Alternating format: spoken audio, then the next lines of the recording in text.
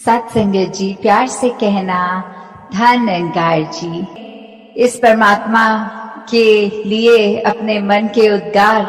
कि ये जो जिंदगी बख्शी है, ये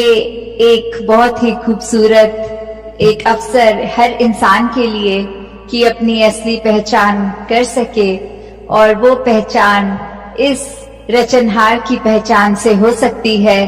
जब ये पता लग जाता है कि ये कर्ता, ये हर चीज का रचनहार कौन है, जिसने हमारी भी रचना की और हम भी इसी के अंश। तो कैसे अपने जीवन को हम भक्तिमय बना सकते हैं जब ये पहचान हो जाती है, और कैसे हर कोई फिर अपने जीवन का एक असली मकसद को प्राप्त कर लेता है। ये भक्ति ही एक हमें एक रस रखने वाली, एक वो जो एक आर्ट कह ले की तरीका है कि हमने हमेशा कैसे किसी भी सिचुएशन में एक जैसा रखना है अपने आप को। और कैसे आज सत्संग के दौरान भी महापुरुष बात समझा रहे थे कि अगर हम खुश के अवसर में भी है, खुशी चल रही है जीवन में, तो काफी बार वो एक ऐसी फीलिंग देता है कि अब यही है और इसी ने ही लाइफ लॉन्ग ऐसे ही कंटिन्यू होना है। और उस कंफर्ट में हमें, एक खुशी में हमें बहुत ऐसा महसूस हो जाता है कि अब फाइनली सब कुछ ठीक हुआ है, अब हमने ऐसे ही रहना है। और फिर ये जब कुछ जीवन की घटना बदलती है और फिर अगर कोई अनचाही बात हो जाती है, सो कॉल्ड जो दुख है वो आ जाता है, तो कैसे फिर मन जहां एक समय अपने आप को स्थिर मान रहा था कि इस समय ये एक हम पे परोपकार हो गया, निरंकार दातार ने कृपा कर दी और खुशियां मिली, तो उस समय वो ज्यादा जरूरी कि कैसे अपने आप को हम उस समय भी स्थिर रखें, पेशेंट रखें कि हमने एक ये होप की बात जहां होती है कि इस निराकार ने तो जो भी करना है अच्छा ही करना है और अच्छा ही हो रहा है, तो कैसे अपने मन को हम बस एक उदास होने से रोक सकते हैं। वो इसी एक भरोसे पे, एक फेथ पे कि दातार ये भी अच्छा ही कर रहा है। और जहां पेशेंस की बात आती है, वहां एक अगर हम उदाहरण से भी रिलेट करें कि अक्सर जैसे हमारे हाथों में मोबाइल फोन्स होते हैं, हम एक आदी हो जाते हैं कि एक पर्टिकुलर जगह पे उसको जब अपने कमरे में जाते हैं उसी जगह पे रखते हैं एग्जैक्ट हर बार। और कैसे फिर कभी अगर गलती से उस जगह से हटा के हमने उसको कहीं और रख दिया और फिर उस जगह पे ढूंढने लग गए जहां यूजुअली हम रखते हैं, तो फिर कैसे मन उसी पल वो बेचैनी कि ये तो यहीं रखा था, ये तो यहीं रखा जाता है गैजेट, फिर क्यों अभी यहाँ नहीं है, किसने इसको मूव कर दिया। उस टाइम हमें ये भी नहीं ख्याल रहता कि शायद बेध्यानी में हमने ही उसको और किसी जगह रख दिया हो, और वहीं उसी समय से हम स्वयं को परेशान करना शुरू कर देते हैं। एक वो डेस्परेशन आ जाती है कि वो गैजेट किधर गया या कोई भी और वस्तु किधर वो चली गई। कि अक्सर जैसे जो चश्मा भी डालते हैं उनको भी ये एहसास होगा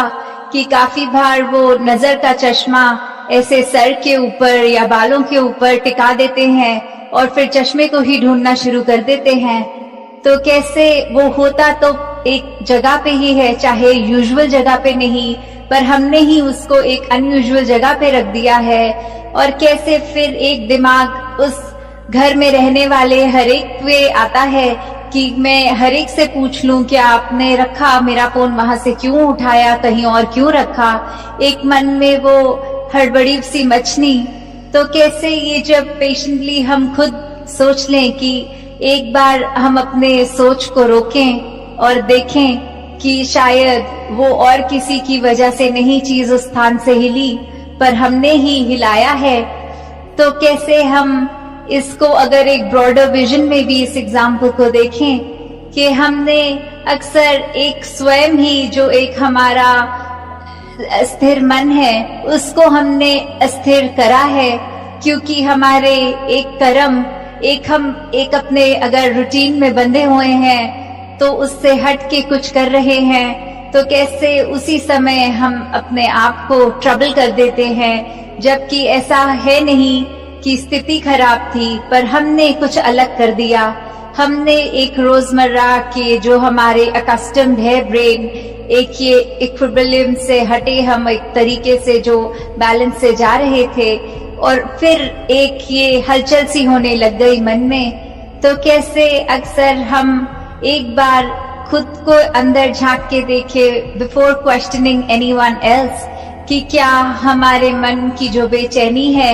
वो करने वाला कोई और है कि हम खुद ही हैं। और अक्सर इसका जवाब यही होगा कि अगर कोई कैसा भी हमारे साथ कर रहा है, मन में हमारे लिए भले द्वेष की बात रख रहा है, कड़वे बोल रहा है, पर उनके बोलों को तो अपने मन में घर हमने ही करने दिया है। एक हम ही रिस्पॉन्सिबल हैं उस पेन के, कि वो इंसान के तो सिर्फ शब्द हैं जो वो अपने मुंह से बोल रहे हैं। तो एक ये डिसीजन, एक चॉइस कि कैसे उन शब्दों को अपने दिमाग पे हमने हावी होने दिया,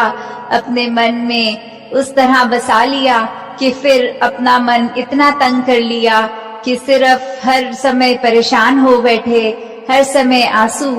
कैसे फिर सिर्फ वो इम्पैक्ट सिर्फ हम तक नहीं रह जाता, घर के अन्य सदस्यों तक भी। फिर एक वो जब हमें उदास देखते हैं और इतना हर एक का केयर एंड कंसर्न घर परिवार में रहता है,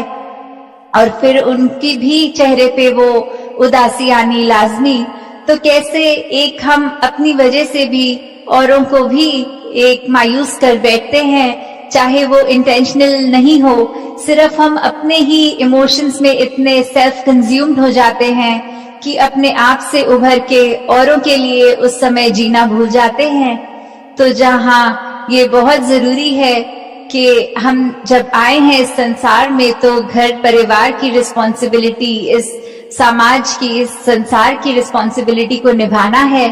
पर वहाँ ये अपने आप को ठीक रखना ही शुरुआत है।